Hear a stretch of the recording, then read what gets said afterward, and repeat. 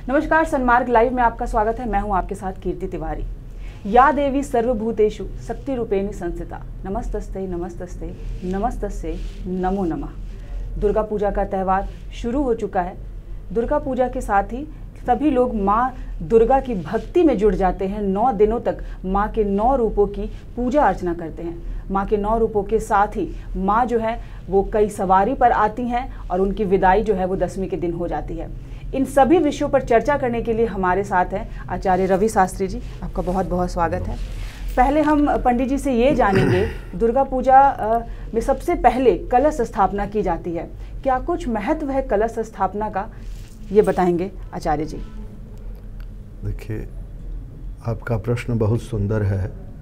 माँ की 4 नवरात्र कही गई है जी। एक वर्ष के अंदर 4 नवरात्र है, जिसमें ये शारदीय नवरात्र कहा जाता है। शारदीय नवरात्र 4 नवरात्रों में सर्वश्रेष्ठ नवरात्र कही जाती है। नवरात्र यानी नवरात्रि, माँ भगवती शक्ति की उपासना नवरात्र में पूरी होती है। इसके पीछे शास्त्र का बहुत सारा चिंतन ऋषियों ने किया है शास्त्र में जी। इसमें सूर्य के वैवस्वत मनमंत्र में एक राजा हुए हैं, सुरथ नाम के राजा जी। और समाधिर नाम का एक वैश्य है। जो सुरथ राजा को कोल्हा राजाओं के द्वारा उनको पराजित होना पड़ा है अपने ही मंत्रियों के कारण, और पराजित होने के बाद में वो जंगल में चले गए तपस्या करने के लिए, और वहीं पर समाधिर नाम का वैश्य से उनकी मुलाकात होती है।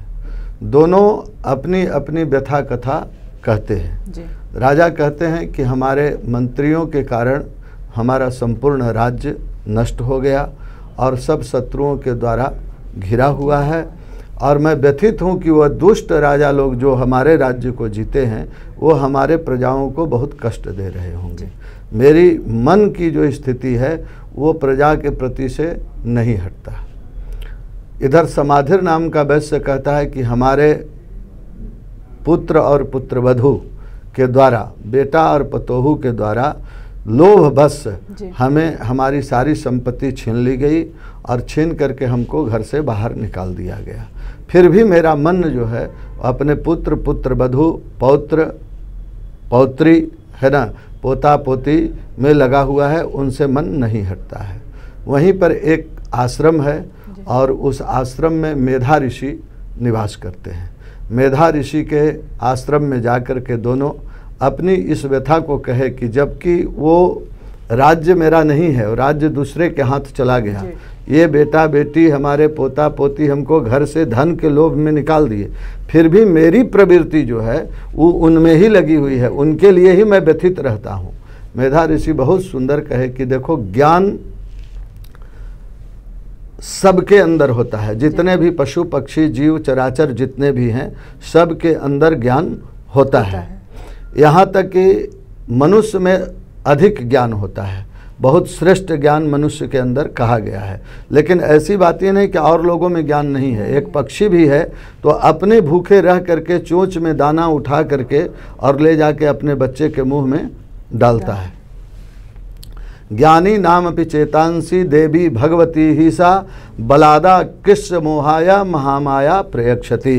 ये भगवती जो महामाया कही गई हैं, ये बलाद पूर्वक जबरदस्ती व्यक्ति के चित्त को घींच करके और महामाया में फंसा देती हैं। तो मेधा ऋषि कहते हैं कि अभी तुरंत शारदीय नवरात्र आश्विन शुक्ल पक्ष प्रतिपदा से प्रारंभ हो रहा है।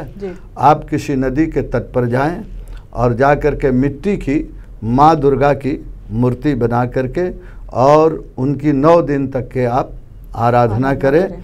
9 रूप में माँ का आराधना करके, और आपकी जो जो अभिलाषाएं हैं ये सब कुछ माँ आपको पूरा करेंगी। अब वहाँ पर राजा प्रश्न करते हैं कि यह माँ दुर्गा कौन है और इनका 9 रूप क्या है।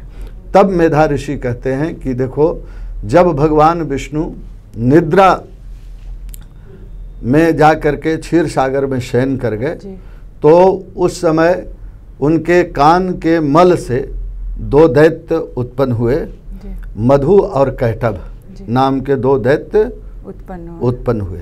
वो दैत्य ब्रह्मा जी को, जो कमल से, भगवान के नाभि के कमल से ब्रह्मा उत्पन्न हुए, वो नारायण के कमल से उत्पन्न ब्रह्मा को खाने के लिए दौड़े। तब ब्रह्मा जी बहुत घबरा गए और घबरा करके उस जोग निद्रा का, यही माँ शक्ति जो दुर्गा जिनको कहते हैं, इस जोग निद्रा को वो स्तवन किए, उनकी प्रार्थना किए। तो फिर भगवान विष्णु के नेत्र से, शरीर से जहाँ जहाँ जोग निद्रा ग्रसित कर रही थी, वहाँ से जब वो निकल गई, तब भगवान विष्णु जगे और वो दोनों मधु कैटभ राक्षस को अपने जंघा पर रख करके और दोनों को चक्र से जो है बध कर दिए भगवान। और उसी समय उनके बाद एक राक्षस पैदा हुआ जिसका नाम महिषासुर है।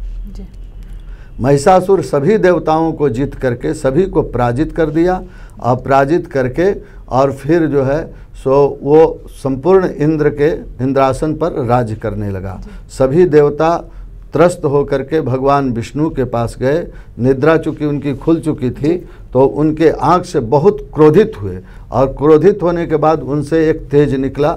उसी तरह से ब्रह्मा के नेत्र से तेज निकला, उसी तरह से रुद्र शिव के नेत्र से तेज निकला, और वो तेज पुंज हो करके जलने लगा। जलते जलते सभी देवताओं के शरीर से एक एक तेज निकली, और वह पर्वताकार पर्वत के समान हो गया, और फिर वह एक नारी के रूप में परिणित हो गई, जिसको देवताओं ने अपने अपने एक एक आयुध दे करके उसको सुशोभित की, और उनका नाम माँ दुर्गा कहा गया। इसी तरह से अब माँ का 9 रूप 9 दिन पर हुआ, और उस महिषासुर की माँ ने वध किया। तो ये थे हमारे साथ आचार्य जी, जिन्होंने हमें बताया कि कैसे माँ दुर्गा की उत्पत्ति हुई, कैसे माँ दुर्गा का पूजन शुरू हुआ, कैसे नवरात्र की शुरुआत हुई। आप सन्मार्ग लाइव के साथ बने रहिए, जुड़े रहिए, और हमारा चैनल सब्सक्राइब करना मत भूलिए। नमस्कार।